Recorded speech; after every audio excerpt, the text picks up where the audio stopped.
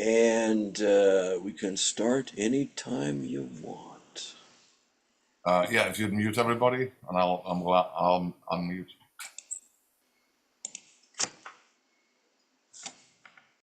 Well, hello everyone. Welcome to Lit Balm yet again. As you can see, 4 years in, we still hang strong. So tonight we have a great selection of poets who are going to read you some of their best work. And we're delighted, they're mostly based in the New York area. But first, I'm going to introduce you to my co-host, Jeffrey Cyphers Wright, who received his MFA, was studying with Allen Ginsberg. He's known as a new romantic poet. He's also a publisher, critic, eco-activist, impresario, filmmaker, puppeteer, and artist. Jeff is the author of 19 books of verse, including Blue Lyre and Party Everywhere. And his poems have appeared in many journals, including New American Writing, the Brooklyn Rail, Posit, and many others. And his recent work also appears in the anthologies Best American Poetry, New York Insiders, and Contemporary Surrealist and Magical Realist Poetry. Jeff's latest work is a book of sonnets and artwork called Doppelgangster, and is out from Mad Hat Press, so please check them out. And Jeff recently won the Sir Vision James Tate Prize, and he publishes Live Mag. Well, thank you, Mark. Thanks so much, man. And I appreciate you giving us this opportunity to do this now, running into your 5th year. You're getting old doing this. You have birthdays now. It's wonderful. Happy birthday. Speaking of birthdays, I'm going to show a little film that we had a little trouble with last time. And it still might be a little soft to hear, but we're going to try to screen share it. And if you can't hear the words, don't be worried about it, because they're not like a grand jigsaw puzzle. They're just there in the air for us to share. And it's wonderful to see you all. We've got a great program today. It's hardcore New York school gangs here today. People I've known for a really long time and have been very, what's the word? I admire them all so much. So let me see if I can share the screen now. Oh, wait a minute. Here we go. Here we go. I got to get over here to this one. And here we go. Okay. And okay. But it's desktop 2 I want to share. Oh. Let's see. There's desktop 1. Here's desktop 2. Now maybe it's going to work. Sean, it's not working. Do you want me to try running from this end? You might not hear it. No, we tried that. I don't know why I can't. Let me see if I can make it start here. I can't seem to get it. You can always do it later, no problem. Let's try it one more time. Here we go. Yeah, right. Let's try it later if I can't make it start now. Yeah, let's move on with the show if you don't mind, Jeff. Okay. But we'll see if you guys can figure it out, and we'll try and bring it back. I don't know what the hell. Oh, I never had so much problems. All right, so let's see. So Cassandra can't be with us today because she's traveling around the world, as she often does. And she is an award-winning prose poet and international expert on prose poetry.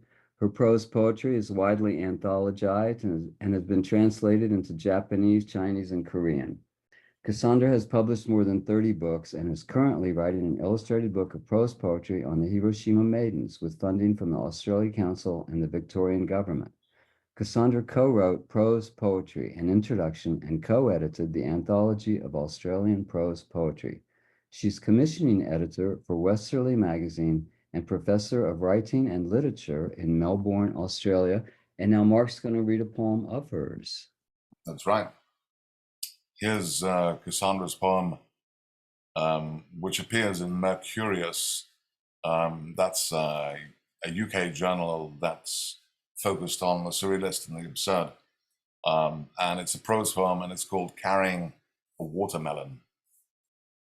After 86 days, I gave birth to a watermelon. It wasn't easy. A full-term Jubilee watermelon is 40 pounds, and this one was delivered breech. When my water broke, it pooled on the floorboards beneath my bare feet. You didn't realize it would travel under the wood and warp the grain.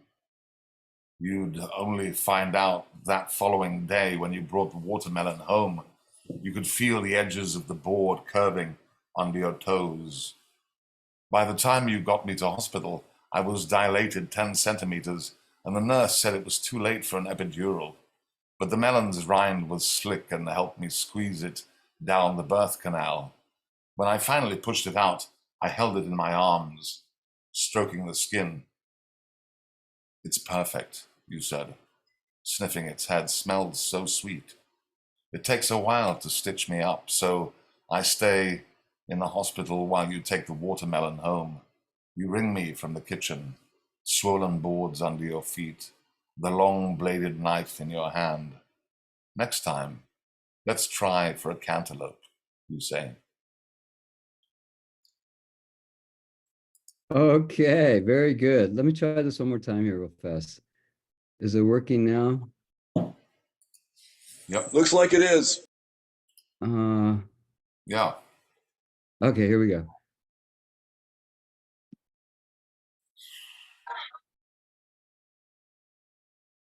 No sound. Still can't hear the sound very well.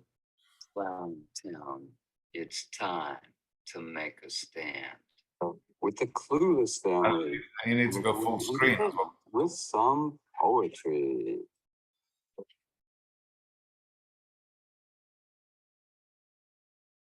No. There's no sound here, I don't. I was born in a cuckoo clock on a cold, rainy day in the heart of Brussels sprouts. We have no other choice. In the country of handstands, our feet must root in the sky. Are these like draw the same thing here? Yeah, that's a drawing of a wolf, actually. No, it's not, no. So yeah, I think that's Jeff. Yeah, you can't hear it? Yeah, we can hear bits and then but then there's no video and stuff. Yeah. I'm growing up. We gotta figure this out. Can we go back to the program? Is that okay? Okay, sorry. No worries. Let me see if I gotta figure out how to stop it now. That's okay. I stopped it for you, Jeffrey. Okay, great. All right. Well, I don't know. This has worked before. All right, let me introduce our host, Mark Vincennes, Anglo-Swiss American poet, fiction writer, translator, editor, publisher, designer, multi-genre artist, and musician. He's published over 5 million books of poetry, translations, and fiction, including more recently, the wonderfully titled Pearl Diver of Iranimani, The King of Prussia is Drunk on Stars, and The Mayfly Codex. Forthcoming poetry collections are Spells for the Wicked from Unlikely Books, Ironclad from Spite and Dival, and No More Animal Poems from White Pine Press. Mark's also a prolific translator and is translated from German, Romanian, and French. He's published 11 books of translations, most recently in Audible Blue, and by the award-winning poet, Swiss poet, and novelist Klaus Mertz, which won the 2023 Massachusetts Book Prize. His own work has been translated into many languages, and he's currently working on a novel entitled The Age of Occasions. Mark is the editor and publisher of Mad Hat Press, and also the publisher of New American Writing. He has lived all over the world, from Brazil to China to Iceland and India. And he was born in Matilda Hospital on the Peak in Hong Kong, but he now lives on a farm in rural western Massachusetts, overlooking Herman Melville's Greylock Mountain. which was Melville's inspiration for Moby Dick, and where there are still more Asiminia webworms, Celia roadside skippers, and dimorphid macala than there are bipedal hominids. Please welcome Mark Vincennes. Thank you, Jeff. So this thing that I'm going to read you right now is an early portion of an address to the Ironclad Society. That's from my book called Ironclad, which is an exploration of the archaeological strata beneath a civilization. And so here the archaeologists have unearthed what they think were the previous 5 generations beneath their feet. And this is the address to the public. To state the absolute and almost obnoxiously obvious, even from the mind of an unbeliever, in the contorted context of what has been termed historical record, much of the material presented here hails from the mind of a visionary catcher of souls. Despite all our modern pursuits and commonalities, the fiery eons that have burned and collapsed into layers of ash and smelt and coal, we now know iron transforms wisdom into ideas and then, through her infinite alchemy, transmits profound metaphysical knowledge. And yes, she will remain firm and resolute until 3,000 degrees, until she liquefies into our pyrotechnical mother blood and courses across our timid centuries. Many precarious civilizations have been engulfed by her molten soul, never to be heard of again. Some sages have said it was a godly requirement that we were recycled several times. Our sly, adaptable genes were biding their own time, slowly learning, acquiring, trading multi-mucosal squirtings of information, or even disinformation. And yet, even now in this far distant future, some semblance of our progenitors' parental instincts still clasp on, in myth, in ritual, even in dastardly deed. Whiffs of these can still be sensed broadly, particularly at birthings, unions, and public burnings. Almost as unfamiliar as those elusive words crypto fingers, the undecipherable cryptocurrencies, and that upper quadrant leap to the moon peoples. They resonate through our mantles and joints. They ring convincingly through our thinnest skins. The concept of life beyond our stratosphere was conceived very early on, it seems, in patterns of clouds, in the yellowing and falling leaves of autumn. And what of that idealistic concept of rebirth? Clearly, many of these archaic concepts are nuanced, fine-tuned, and finely laced to the orders and powers of the era. Some of them, perhaps mythological, some even clearly fictional. Observances and analyses of systemic and/or recurring patterns in heavenly bodies, tidal shifts and weather patterns, earthquakes and sulfurous erupting mountains, patterns repeating in rows, columns tightly packed in with the primordial, but evidently visible in the hard tangential ringing matter, patterns repeating with and without meaning. Some of these earlier patterns are still discernible as omens, but then a purely historical and scientific approach would likely lead us down a dead end, eventually stumbling and mumbling in a cold, moss-slicked cul-de-sac.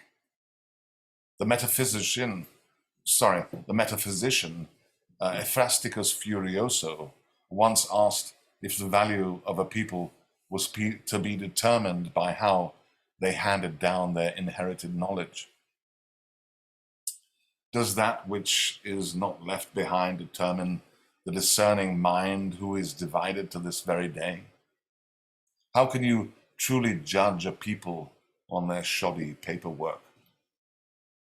Others shout antipathy for crude, light-headed antecedents, even after all these eons. Foolish pride still roars from rooftops, and most of us, admitting it or not, feel obliged, even spellbound, to eavesdrop on those kaleidoscopic conversations from before glowing coals and flint marks on mammoth tusk. How much, too, you ask, is imprinted in the genome, and how much acquired along the way? The continuum of technological development is often surprisingly cell-altering. Time, as has been proven, is relative to where you are currently occupied in your own random space-time. Following the linear narrative of sequential events is surely a most mammalian approach. The shifting of sands, the recurrent one foot in front of another, the repetitious crashing of waves on the shore, and the backward pedaling too. All those trees and their hammocks on the fringes, the woolly socks filling up with rain. The continuum, however, we know is multi-layered, multi-parous, and continuously evolving. That's just the beginning of that bit. So, kind of in the middle of something different. And anyway, now I am so delighted to introduce Lila Dlaboha, who is a poet born of Ukrainian immigrants in the Lower East Side of Manhattan. She was shortlisted for the Poetry International Prize in 21 and is the 2018 finalist for the full-length manuscript in the Marsh Hawk Press Poetry Prize, judged by Jane Hirschfield. Lila's prose pieces have appeared in Arrowsmith, and Ukrainian American Poets Respond, an anthology of works in answer to Russia's war on Ukraine. And her poems have appeared in many venues, including the New York Times, the Brooklyn Rail, Arts and Letters, Bellevue Literary Review, Mudfish, and many others. In the 80s, Lila served on the editorial board of the Little magazine, a nationally distributed literary quarterly.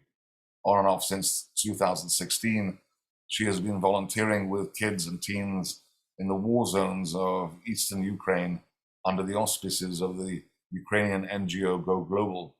Lila lives in New York City. Welcome.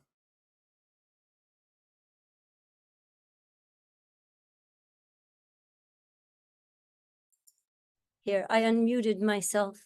Thank you so much. You're welcome. So I'm going to read a selection of poems from my time in the war zone and other poems in reflection on that time.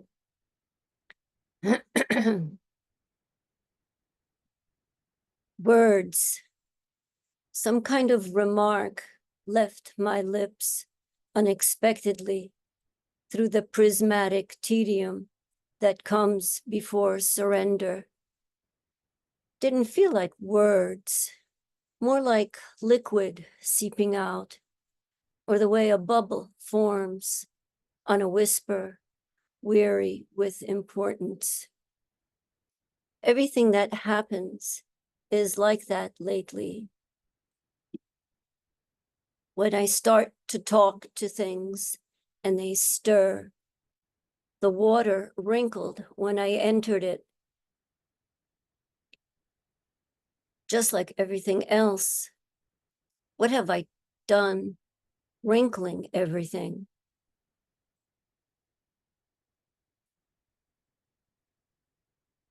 Baba was brainwashed. Yuda's grandmother had sclerosis last year of her life. She didn't know how many children she had. what their names were. She didn't know her own age, whether she had grandchildren, where she lived. She couldn't remember anything. Have you eaten? I don't know. Do you want to? I don't know. She was blind. But when Luda asked her what was the name of Lenin's wife, Baba murmured, Nadezhda Konstantinovna Krupskaya.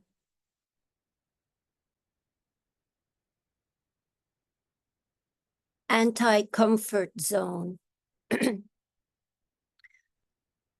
Like the sun in the evening sunk into its pillow, the main shadow is too big to see, the one in your head. I know because it sullies my view of the sky. I've loved looking up since childhood, ever since Coney Island, the first time I saw the horizon. I could swear the moon was following me. It wasn't until much later in life that I saw geese fly by like stacked bowling pins.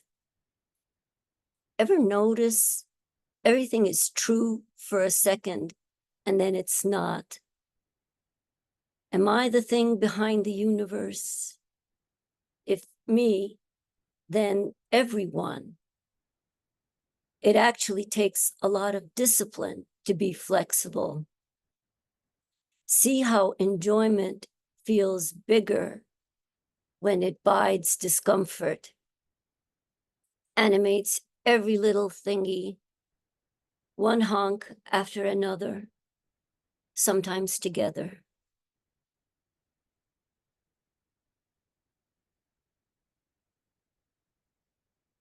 Avdiivka after the first missile attack. Today, Avdiivka has been taken by Russia. It's occupied by Russia and totally destroyed. But back then, they were bombing, but people were living there. But most of the people had already escaped and evacuated. Avdiivka after the first missile attack. This is why you hear the little gargling.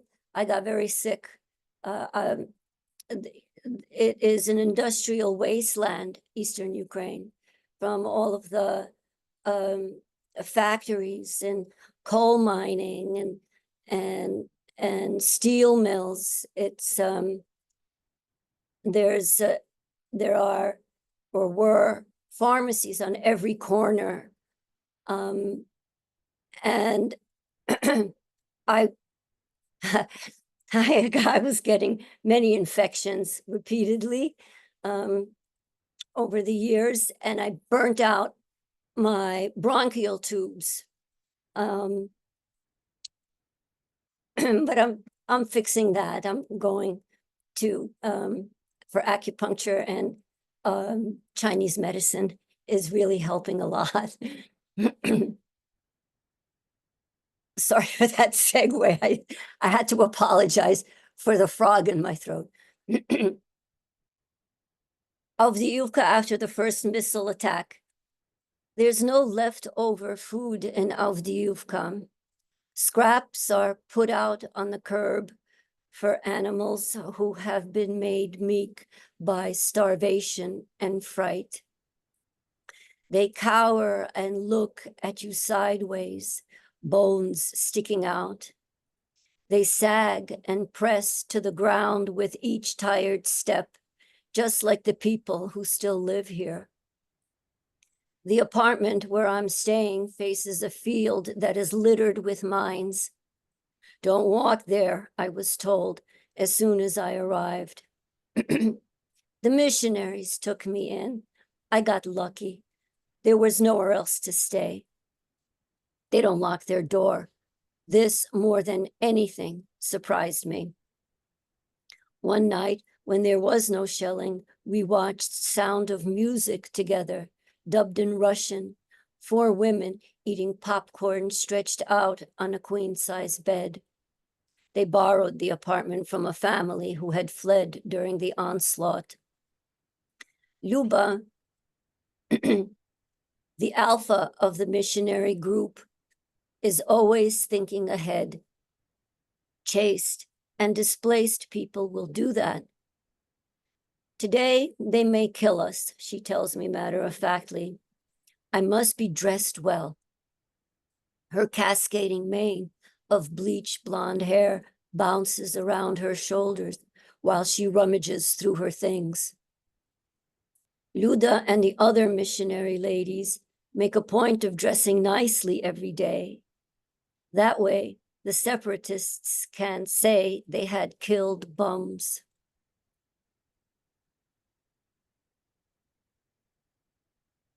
Next day, I've got the stiffest neck. The fly in my room bothers me more than the sound of bombs. There was supposed to be a ceasefire to collect crops. Boom, boom.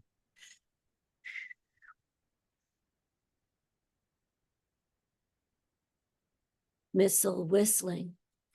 Plop.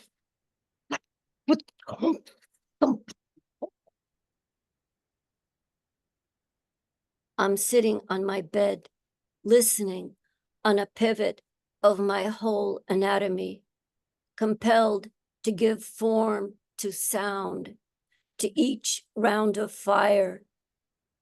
What for? Why this obsession with sound, as if I could snuff out the bombs, if only I could fit them into my mouth? The building shook. Incoming. Damn fly. Day after. Bombs are falling as I hang the laundry out on the balcony. 3 stories up, I feel the floor shake. Incoming again. When I flap the shirt I'm about to hang, I'm startled by the sound it creates. A kind of thump that's like the sound of a bomb hitting packed turf a couple kilometers away. But here, it's right inside my palm. I jolted from the sound of a bomb in my palm.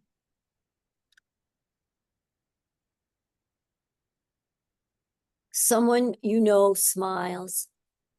Someone you've known for a while, but have never seen smile. Suddenly they smile for the first time. Oh, they don't look so good, as if teeth are falling out of their mouth. Kind of grotesque, actually. Makes you wince. You wonder, how could that be when this person is so handsome? You stare into their eyes, follow their gaze. Could this be the mad doppelganger? How unusual, how startling. Like hearing a man cry. Sounds more like laughter.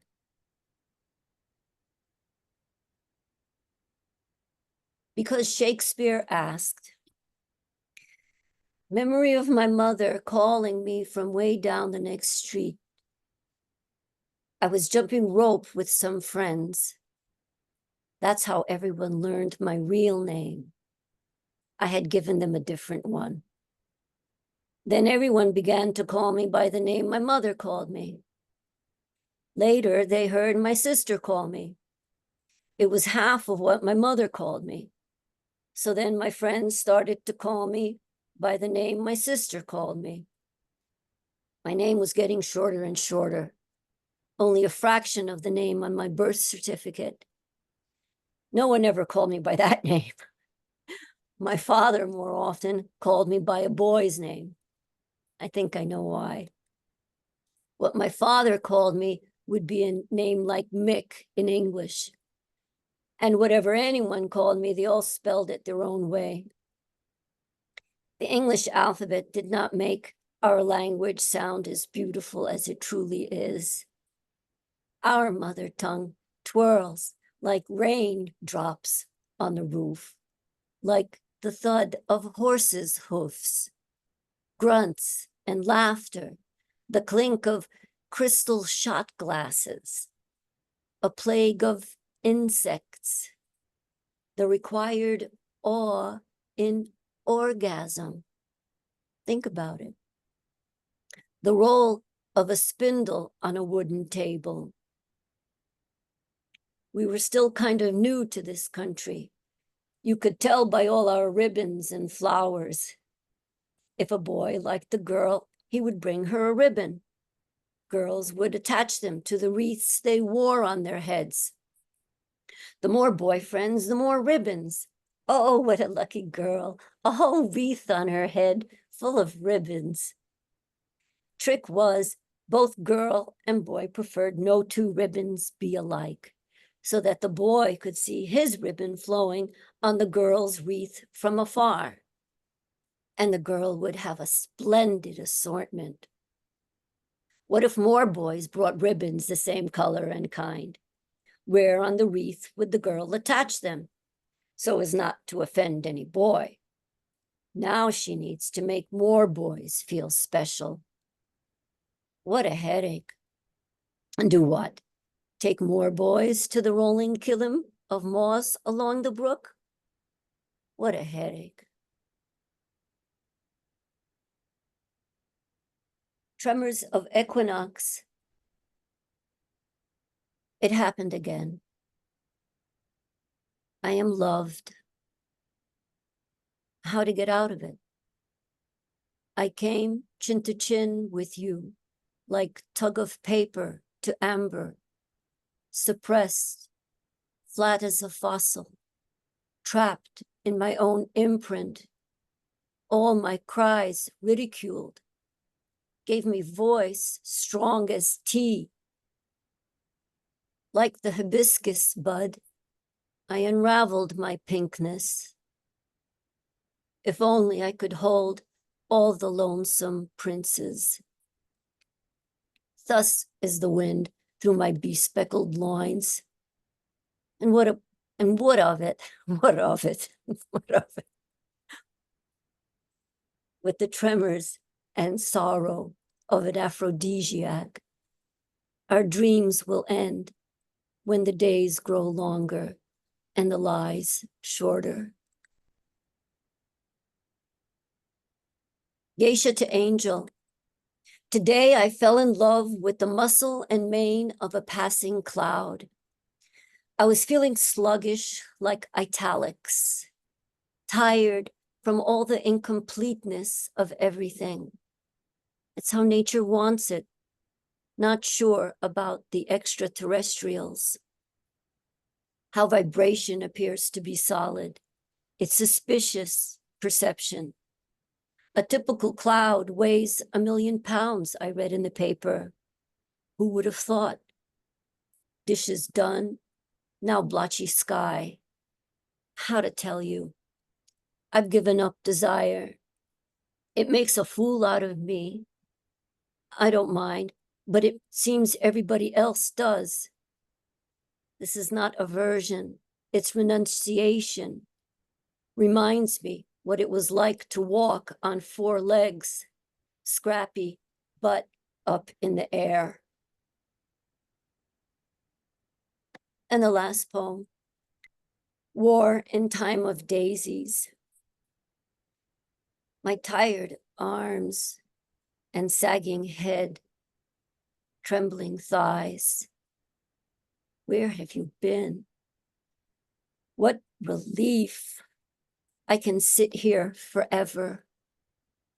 Not only the flower at first will look like a blister, the way squalor at first can look kind of charming. Bloodshot eyes, crud in the nose, it just won't budge, like the checkpoints. The plump Georgian wine I chug a lug at the bistro in this desolate park. A tap of lightning right outside the window. If only you were near me to enjoy it. Come night, a giant owl will whistle for his mate. For real, they whistle. Yes, I do feel you, like I would a plant, the hand that waters it.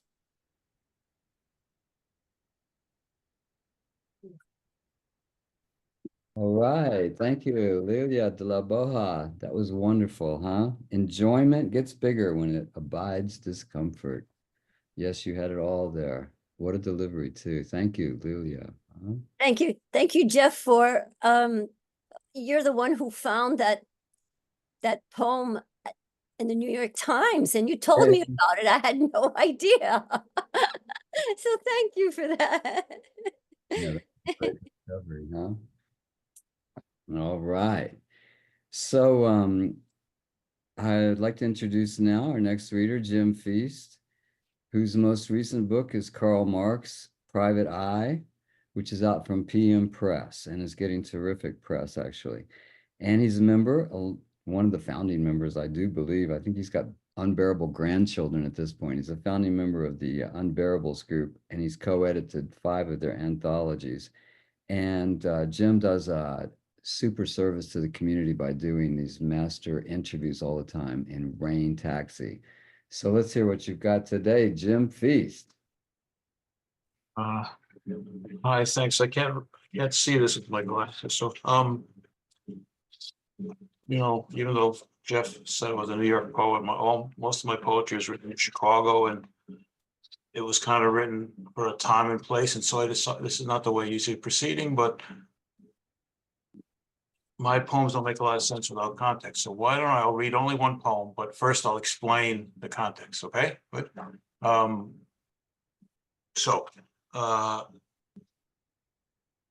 When I graduated in Chicago from college, I got a job in a nursing home as a nurse's aide, and it had a peculiar kind of architecture of the staffing was unusual. Everybody in the upper staff, like the social worker, the psychiatrist, they're all white, but the nursing staff, to which I was in, had 20 people, 19 Black women and me. So, and I worked there 3 years, and I got to know people, especially got to know somebody named Bertha, who, because we used to meet at the subway and then walk together, because the job would start at 6:30 a.m. This is like a very bad Chicago neighborhood, kind of uptown, and a lot of these Appalachian whites who could get into battles, etc. So we would walk together to work or talk. And we were like the same age. The only people there were 21. So, but she had a lot of life experience, I guess you could say. She had 2 children, a son, Derek, who died from sickle cell anemia, and a daughter, Katrina. And then her boyfriend, baby father, left her, and she became a Jehovah's Witness.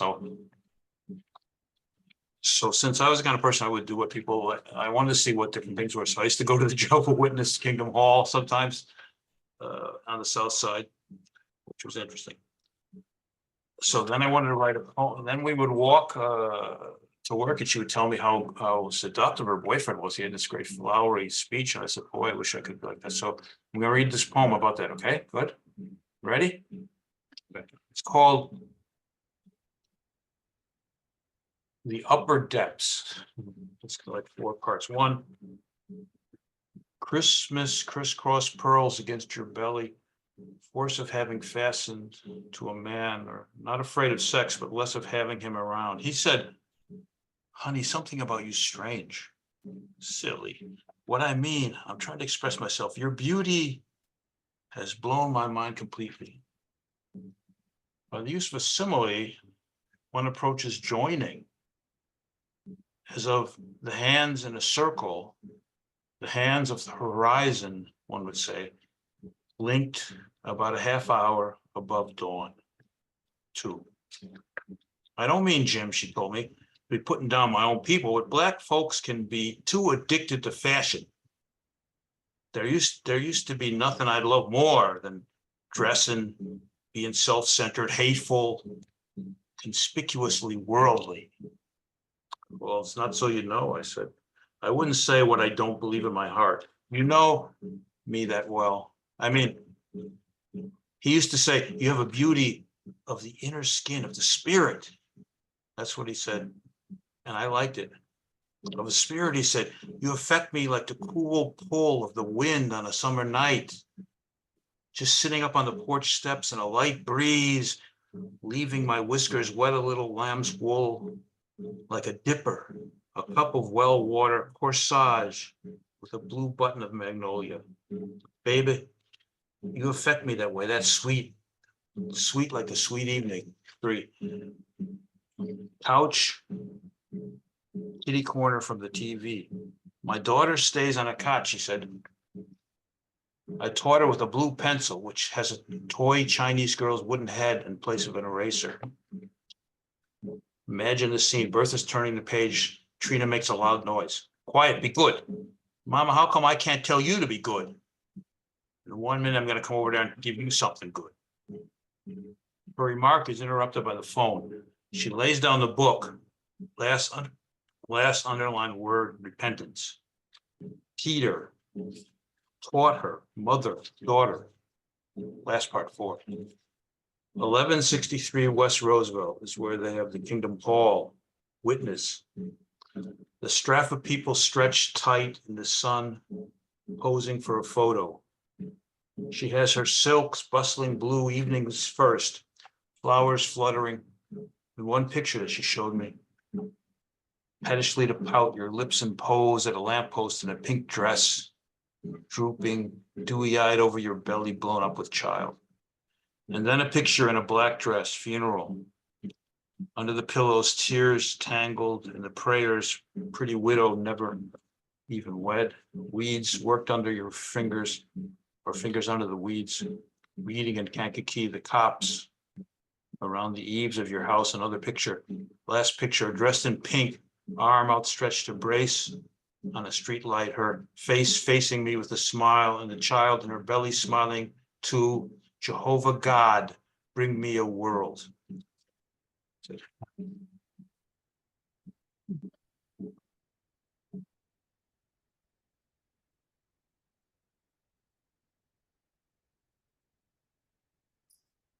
Thank you so much. What an amazing reading, Stephen. Sorry, Jim. Excuse me. Thanks so much. Yeah. Thank you, Jim. Amazing.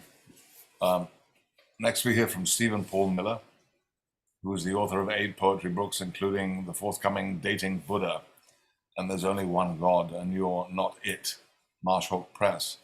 The late Marjorie Perloff enthusiastically endorsed Dating Buddha, stating, throughout the irresistible series of imaginative intimacies and confrontations, Stephen never loses his cool, his ability to see contemporary issues and dilemmas from all angles and survive to laugh about them. Dating Buddha is a delightful book full of what Wallace Stevens called the pleasures of merely circulating. Stevens, a professor of English at St. John's University in New York City.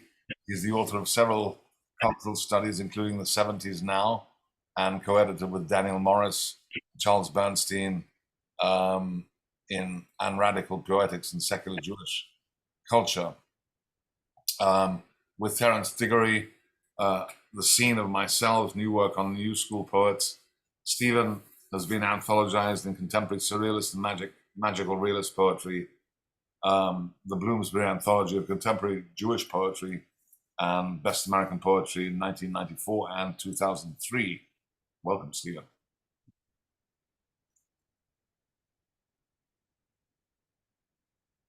You need to unmute, Stephen. Okay. Yeah, so many amazing people here. It's hard. It's really a privilege.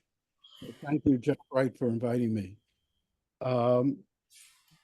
Jeff wanted me to read this poem first because he loves Asbury Park and he wrote a poem about it. And this poem starts with me as a toddler at Asbury Park. Peanut. 1. The waves high above my head. We're going in. Okay, we swam, my mother says, gaslighting me. 2. My first grade's on a tiny island between two stone WPA bridges. Beside my park's snack shack, I buy the legendary orange creamsicle, but Philip has no lunch money. I hand him a quarter. I tell my mother. Over my right shoulder, she says a Yiddish word for sucker I can't remember right now. 3. She knows when she's being dissed. My father doesn't want to know. They're both right. 4. I'm 6 watching home movies of when I'm 3. Ma praises my 3-year-old baby fat. Look at him, she says. Now he's a peanut. And this is, so this next poem is made out of things, wait, that poem, that last poem was made out of things that I cut out of the following poem, if that makes any sense. I shouldn't digress and waste time, but I can't help. I'm just remembering a time when John Cage contributed to a little journal I had. And he had me come over and asked me how he wanted it typed. And he said, are you going to the Merce Cunningham dance tomorrow? And I said, no. And he said, here's a ticket. And then when I got there, I was sitting next to John Cage, and John Cage said, this next dance is made out of parts that Merce cut out of the last dance. So I wasn't thinking about that when I did this, but I felt an overwhelming urge to tell you that as I heard the echo from decades ago. But anyway, this is called In the Air. I'm flying to Florida with my mother. We see a fluffy cloud outside her window and feel suspended. She looks worried. Steve, she says, I think we stopped. My mother was a great and biblical presence. That's why she was so annoying. Once I told her my dissertation was being published, but then she says people will be able to steal it. Steve, you're not a baby anymore. When will you stop doing baby things like writing books? Born to observant Russian Jews in East Harlem, second youngest of 9, marrying my father at 25, working all day in their drugstore, widowed at 70, she never gave up on anyone. I thought all drugstores meant medicine for everyone, no questions asked, except about your kids. My mother was a good person. Kaddish is Aramaic for holy. What could be more holy than a good person? A good person, says the Kaddish, makes God bigger. My mother put a magnifying glass up to God, setting apart what is holy by making others big, having the extraordinary power to delight in every detail about you and your family. When she tells my son he's baked in her heart, it makes him think and become smarter and bigger. She only regrets not living longer, she says, because she won't see what kind of big man he'll be. At 95, she's babysitting. I come home to find her with my copy of Ginsberg's Kaddish. Reading it for the first time, she's crying. Your mother was still charming at 103 when I sent her a bouquet, says my friend Cliff Feynman. A social worker on the Staten Island Ferry tells me, everyone in Staten Island applying for benefits uses your mother's name for their first reference. When she's little, her big sisters change her name from Rachel. It only now occurs to me they said Raquel to read her, to make it feel more American. Ma's name at birth is Rachel Melnikov. Yiskadal ve'yiskadash shmei rabbah. Magnified and sanctified be the great name, says the Aramaic of the Hebrew Kaddish. But how can anyone make God bigger? My mother made everyone bigger, mostly me. And this poem's also elegiac. Oh, thank you. For David Shapiro, 1947 to 2024. I can already see the wall around paradise lifting. Ecstatic, I know no difference between heaven and this moment. Your garden and a bell, a violin and going crazy. Thank you, thank you. And this is another traumatic elegy. Traumatic elegy. Love poem.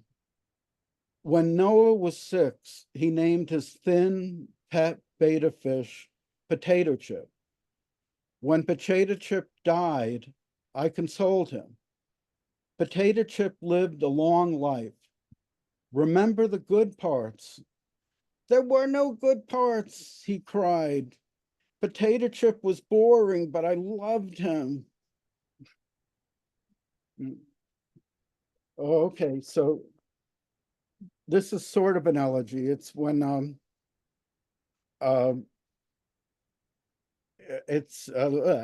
Marjorie Perloff died a few days before David Shapiro died, and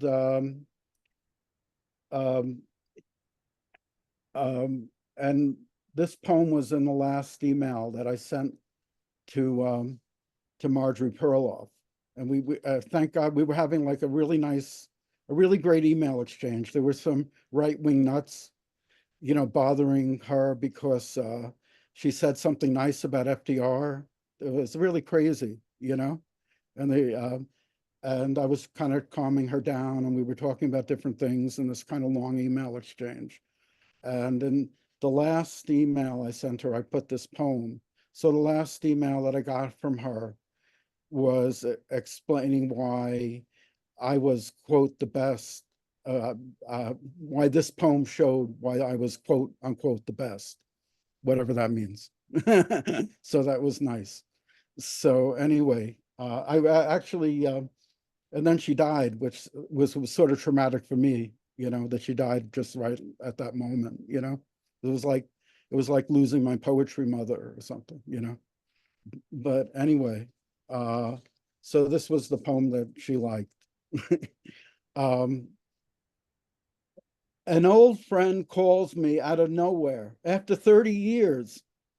Steve, he says, I have a personality disorder. That's okay, I say. You can still be president. I'm not fooling with Alexander. I don't even know what a personality disorder is. Many people with personality disorders go on to live good lives. Maybe I have one, but I'm happy, I tell him. Now a defrocked Greek Orthodox priest, I encourage him to write poetry. He mails me a 700-page manuscript. When I don't respond quickly enough, threatening texts, phone calls, letters, Facebook posts, emails, and messengers soon follow. When we're young, I take Alexander to my Tanta Sonia's tiny 5th Street apartment, midway between 2nd Avenue and Bowery, south side of the block. She shows us treasured group photos of her extended family in elegant tunics and pants and dresses. They look so at home and proud beside an idyllic river near their shtetl outside Minsk. I know Sonia was at Auschwitz, so it surprises me when she points to a man in the group photo and clearly says, no hint of her usually broken English, this was my first husband, but Hitler didn't kill him, Stalin killed him. Oh, says Alexander, was Stalin bad? I didn't know Stalin was bad. Sonia walks to her kitchen alcove and calls for me to follow. Don't, she says, bring him back. And this very last poem is sort of, oh, thank you. This very last poem is sort of it's short, it's not that long anyway. And there's a Jeff Wright connection because he's in the Best American Poetry 2023. I didn't have time to read the poem that Jeff published of mine. It was going to be an all Jeff Wright fest, but but I think I might, or I think I'm already over. But let me just read this and I'll be done. Okay. So thank you, Elaine Equis here with Jerome Sala. You know, but thank you for publishing Jeff and me. You know. And so this is mine. And so Jeff can read his. I don't know. Dating Buddha. On her date, she confronted the fundamental problems of suffering and death and sought a solution. Effortlessly moving in heaven, she says, "This is a familiar heaven, but it challenges me. I see a standard dictionary definition of heaven, but can't find God anywhere. Did he go to the bathroom? Who made this heaven? And what does it mean for this heaven to be real? Does heaven love me? Heaven is a bit like a river. You can't stop it, but there are no boats in this river. The river is constantly changing, and so am I. Is the river an illusion? The question comes up like vomit. These are the questions. Live with it. Take some guidance from heaven. Take refuge in it again and again and again. Take 3 steps into heaven. First, set the river in motion. To do this, you must be very still. Stay silly in that very still posture as you experience the starting point of awakening. You better wake up anyway. You're driving. Keep your eyes on the road as you creep down the interstate. After all, the highway is very attractive. You can't help but get out and walk through northern India. Eventually, I'll bond with you and carry on to the present and heaven. Walking funny comes to the heavenly streams of suffering, skipping onto the path of the institutions of life, literary canons, art classes, Silk Road, Great Vehicle, Tundra, Kundalini, power lines it serves, Indonesian echoes, and heaven. Thank you. Thank you. All right, Stephen Paul Miller. Thank Yes. Great shout out to Elaine and Jerome. Great to see everybody in the audience today, Dorothy and John and Godfrey. And I was going to say, you know, there's Stephen Paul Miller is like the philosopher king of poetry, and a lot of great, beautiful stick and family and community thrown in. But name dropping, Stephen had me read at the Pyramid with Spalding Gray, which I was forever grateful for. Beautiful elegy to David Shapiro, too. All right. Let's move on to Greg, the man, Greg Masters. Greg, I was fortunate enough to meet when I first got here, and he's lived here for 50 years, a half a century, in the same apartment, maybe, huh? He co-edited the legendary literary magazine Mag City. He edited the Poetry Project newsletter for several years. He was an art critic writing for several magazines, including Cover Magazine. And he's the author of 10 books from his own imprint, Crony Books, that included collaborations with Greg and everybody on the scene, including Ted Berrigan and Jim Brody. And his latest book now is The Complete Thoughts of Greg Masters. Greg, treat us now to your great thoughts. Thanks, Jeff. Thanks, Lit Balm. Great to read with Lila and Stephen Paul and Jim Feast. Thank you. Jeff, I have to correct you. I have 11 books now. I just came in the mail, my new one, and I'm going to read some poems from it. Just in time for the elections in November. A million revolutions. The infrastructure will collapse, Tom York.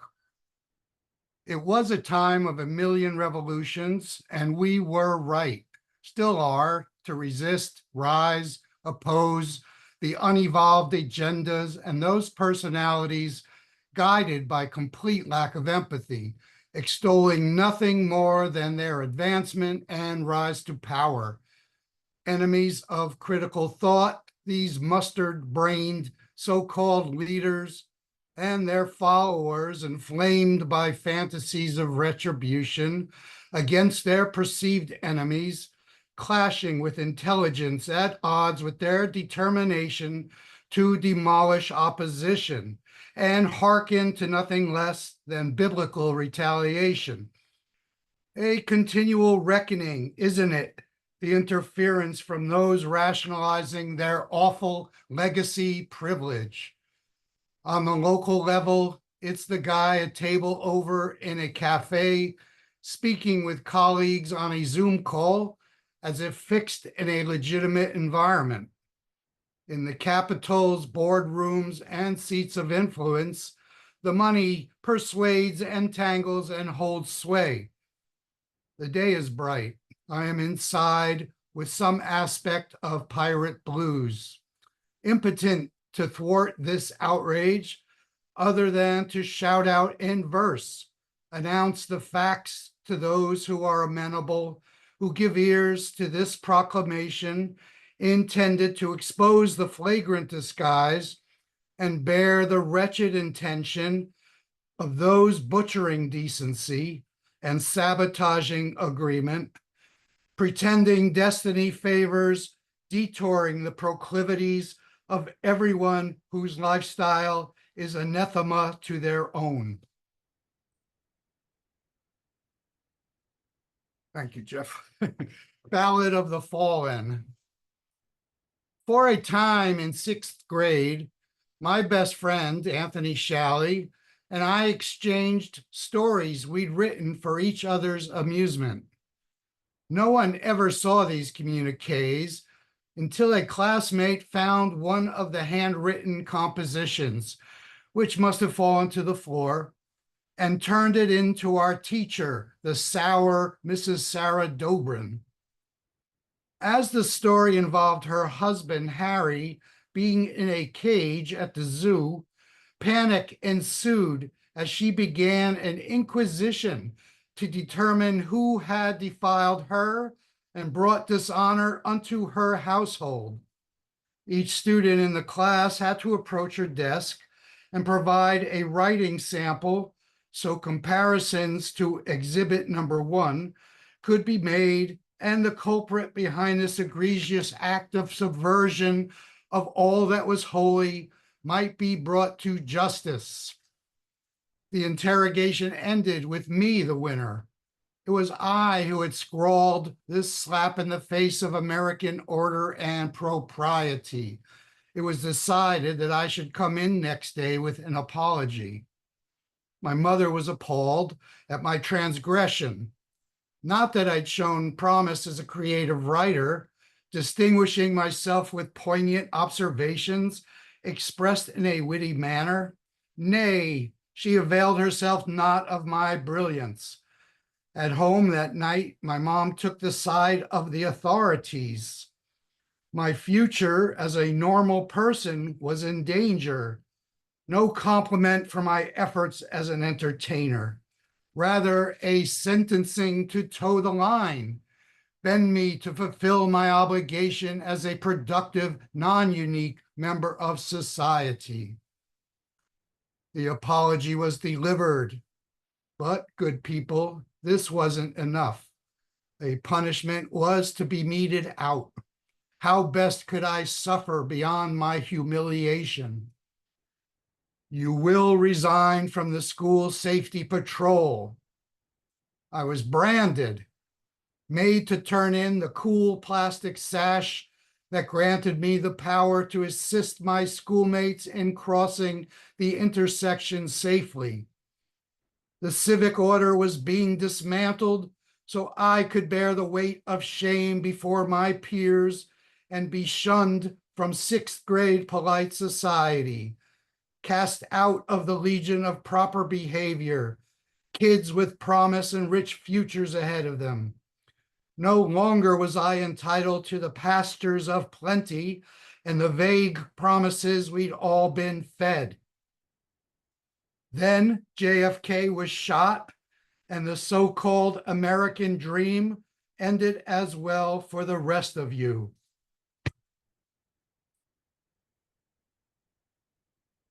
This is a sad one for our dear departed friend Hillary Keel. Everything but you.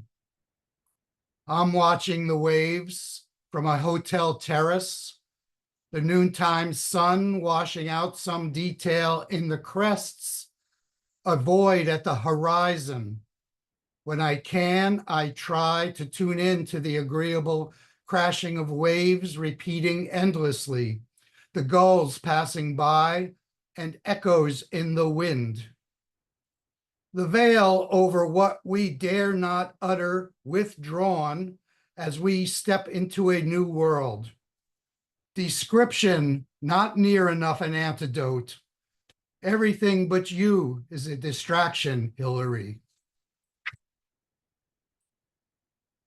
Elvin's thoughts, perhaps. Elvin Jones, great jazz drummer, behind his kit at a 1965 performance in Seattle by the John Coltrane Quartet. Oh man, there he goes. The solo is going on forever. The energy is unbelievable. How does he do it? Twisting those notes in the higher register. Now he's honking. He's gonna blow a lung. I don't know. I gotta keep up, provide the foundation. I hope the audience is digging this. Are they gonna boo him like they did in Paris in 1961 when he was playing that one last tour with Miles and his solos extended, his blowing lifting off so far from the comfortable structures, abandoning pleasing sound for expression encompassing pain and terror and the previously unimaginable inner demon tormenting his beautiful soul, confronting his outrage at racial prejudice. Whoa, he is still at it. Wait a second. My solo is coming up. Here I go. Matthew Wong, The New World. This is a reflection of an exhibition of paintings made in Los Angeles in 2016, shown in Chelsea in May 2022. It's by this painter, Matthew Wong. I've assembled for you the opposite of indifference, with strokes, stabs, flourishes, and color, stark, congenial, devoid of shadows, and any pretense to appease your expectations. Here I invite you in to witness what you can never see. With an echo of remembrance and sense impression, let me show you unclothed figures in a jungle so fertile no white shows through on the paper necessary to state my dream. Not what was seen, but an alteration into a new language to wreathe imagined memories with variations. I can illustrate thoughts and decorate what only I have seen, and here present my efforts for you, a rift in the fabric, suggestions of what might be, or for me, are. A melody of the vernacular, a screech through the flowers, a splayed fruit enticed by geometry. We see from behind a man in the midst of a meadow before what might be a pond, could be a portal. I taught myself to paint these translucent ciphers and teetering stamps of attestation to arm myself against futility with allegiance to breath, not to comply, but to examine, invent, and forge anew, informed by, but unencumbered with, precedent. Join me in my shout in the void, or soft pronouncement in the light amid the high mountains and deep sea. Despite all outward signs of my genius, or whatever it's to be called, a reckoning with the moment, invented until I couldn't. Thank you. And my last one, in my Boy Scout handbook. There was, I remember, a formula in my Boy Scout handbook to calculate the temperature based on the clicks per minute a cricket made. I'm waiting for the Cathedral of Torcello to open because, not surprisingly, data online was incorrect. Inside a Madonna that Mary McCarthy wrote about in 1956, which I've added to my list of sites worth a look. I'm on a mission to counter an inclination for depression. Art is my lover now. A lot less struggle with determination. A visit, a gaze, as much time as I want. Perhaps some thoughts worth recording, as judged by, at least, my value system, and a clean getaway. So, a stroll in the fields of the hushed island. No tourists, a few locals, a work crew attending the church portico. Bird song and crickets the only sounds, alerting me to how out of touch with nature I've been these past decades living in Manhattan. How silence was a companion when I was a boy, exploring the fields and undeveloped landscape. How fascinating and adequate everything I examined, all the tree bark and insects, the night sky, the view from up in a tree, the world incomprehensible, but flailing into some measure of what passes for understanding, one contemplative moment in the stillness at a time. I'd like to tell you everything. I write to survive, to make of this something tangible to hold on to, as if communication makes the maximum sense of existence, to share what we can of the observable and to interpret as we're able. Now the nice lady has arrived to open the portal to further wonder. €5. Thank you, folks. Thank you, Greg. Thanks, Mark. And now, of course, we're delighted to hear from our technical director, John Wessick, who's a regional editor of the San Diego Poetry Annual. He's published hundreds of poems and stories in journals such as the Atlanta Review, Berkeley Fiction Review, I-70 Review, Patterson Literary Review, Pyrene's Fountain, and many others. John's most recent books are The Shaman in the Library and The Prague Deception. What you got, John? Oh, thanks, Mark. Back in 1850, Baudelaire coined this term flaneur for a dilettante who likes to wander around cities, and that describes me perfectly. So I was wandering around Montreal about the same time the Olympics were on, and I came up with this piece. It's called The Men's Freestyle Flaneur Semifinals. Welcome to the men's freestyle flaneur semifinals, where 2 of today's 6 competitors will go on to the finals. Flaneur's tradition goes back to Baudelaire, who coined the term for a dilettante urban wanderer.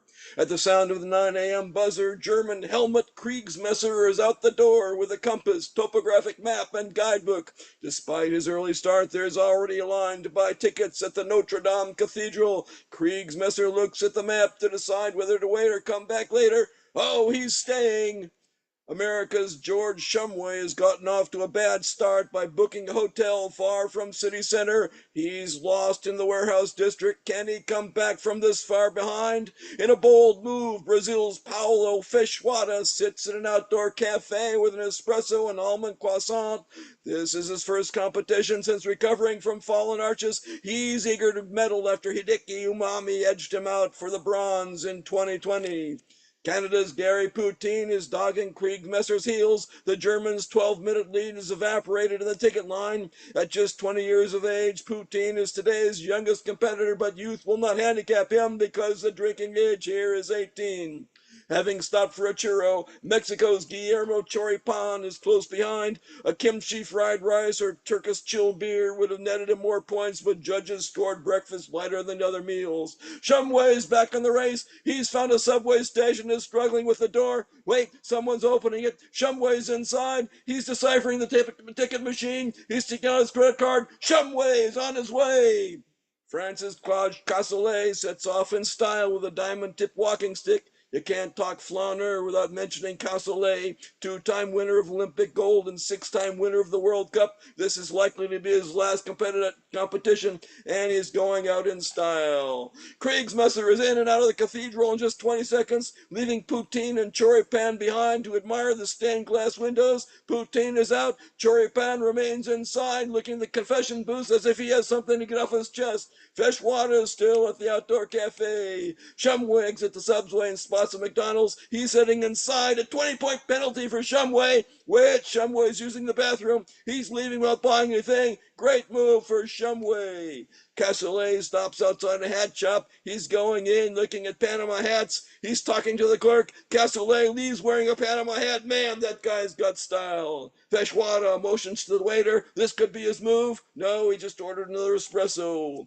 Kriegsmesser is sprinting through the old city. He's turning left toward the port. Poutine is stopped in the square by the cathedral. He's listening to a guitarist playing cover tunes and doesn't look like he's going anywhere soon.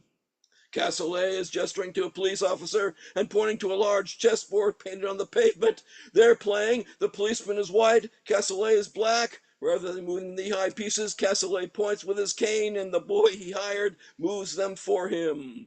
Choripan is out of the church. He's looking in an ice cream shop window. Oh, he's walking away. Judges will take 10 points off for that. But wait, a stray dog has adopted Choripan. He's going back to the ice cream shop. He's buying the dog an ice cream cone. Freshwater's getting up. He's making his move for real this time, and he moves his chair into the shade. A bold strategy for Freshwater.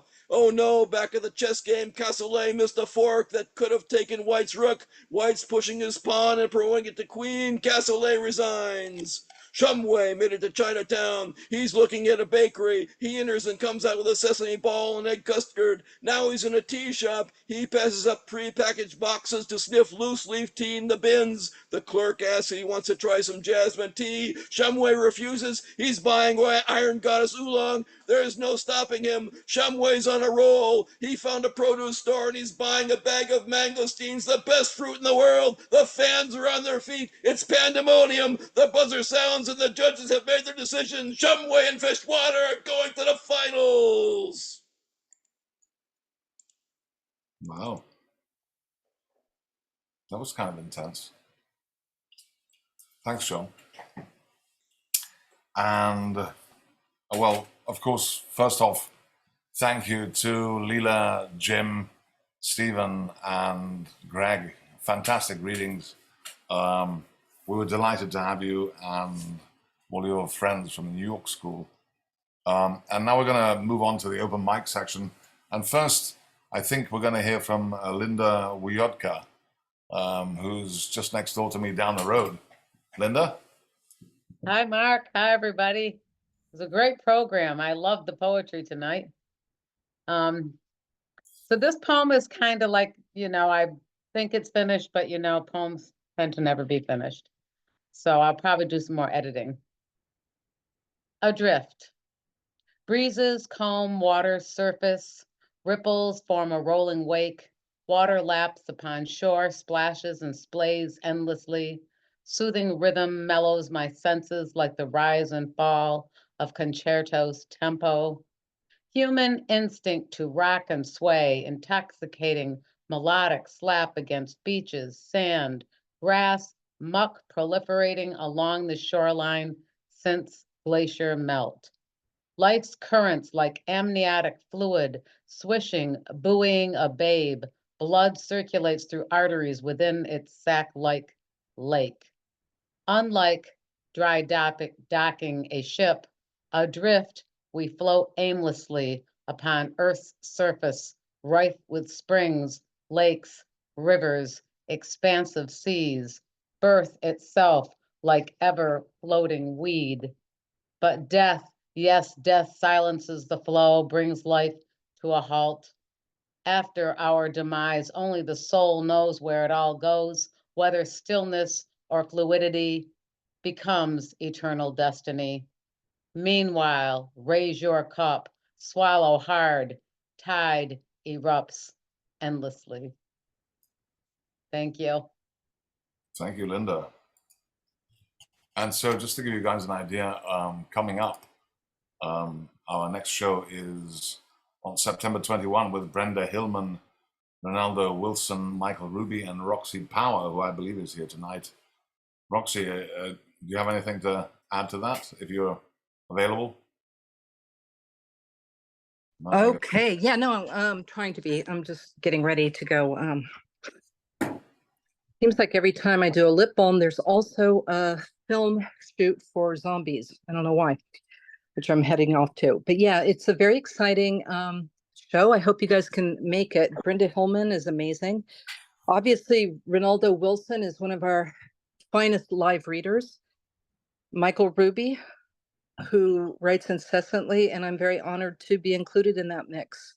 So save the date. I think that's really all to say. Y'all know those folks, probably don't know me, but it'll be amazing. So show up.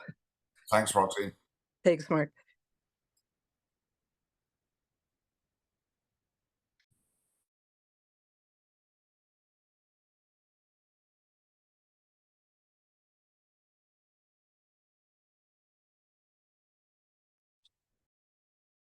Mark, you're muted. And sorry, guys. To finishing things up, we're going to, of course, hear from our regulars, Cindy Hochman and Bob Heeman. And I think this time we'll start with Bob. What do you think, Bob? That's fine. Okay, a short new information piece. Information. The ossuary houses more than the dead. Behind the rows of skulls, a dream is born. There was language then that created the sky, that created the machines and the animals and the woman. The difference no more than the distance between the night and the day, between meaning and intent. Thank you, Bob. Thank you, Bob. And Cindy, your turn. Okay.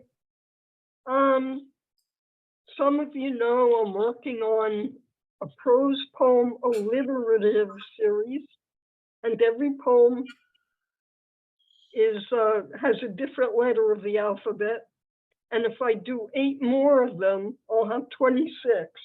And I think there are 26 letters in the alphabet, so I'll have a chapbook and I'll send it somewhere. This one is T. Doesn't have Trump in it, don't worry, but it's just as bad. It's called No Tea with Tyrants. Truth be told, there is no tea time contained in this alliterative text.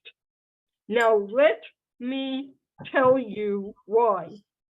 Because Henry Ford, the admittedly innovative, talented, and tutored technocrat, was a tenacious anti-Semite with total trust in Hitler's treaties, which is terribly troubling. Therefore, I took the Model T out of this tome, and Tesla too. Tisk, tisk, and tut, tut, and too bad. That's it. Thank you, Cindy. Well, what a wonderful night we've had tonight. Thank you so much again, Lila, Jim, Stephen, and Greg. And thank you, Open Micers, for a wonderful reading. And here's a last thing to close off with, kind of bring everything together. And this is a poem that I've been working on, a short poem in my book, Methodology, which kind of deals with myths and how they're created and all this kind of thing. So this is called The First God.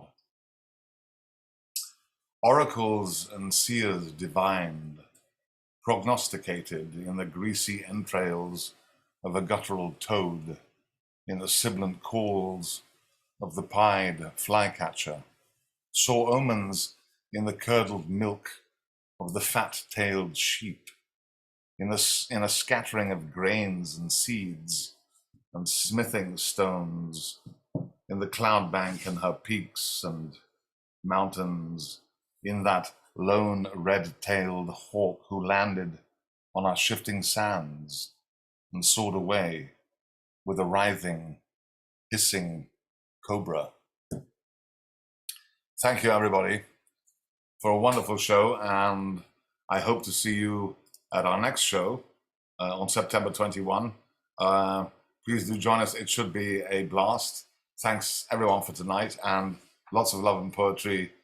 Keep yourselves warm at night, or cool, wherever you need to be. Thanks for everything. Take care. Bye, guys.